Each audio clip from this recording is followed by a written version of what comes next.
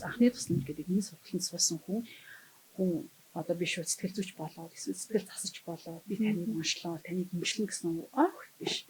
Яг түрүү таны хэлсэн би бинийгээ гой зүг сонсдог байгаасаа. Би бинийгээ анзаараад хамт ажилладаг хүмүүстэй урам өгдөг байгаасаа. Энэ одоо удирдлагын менежмент гэдэг зүйл ч гэсэндээ ажлынхаа сэтгэл зүг ойлгосон юм удирдлага бас байгаасаа. Тэгэхээр ийм эрг нөлөөлөл, эрг хандлага, энэ эрг гой соёлыг түгээх ийм доктортой хөгжлийн хөтөлбөр. Тийм учраас би нэг доктортой хөгжлийн хөтөлбөр гэдэг байна.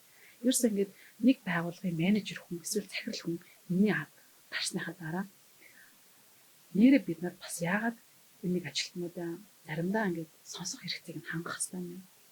Тэ?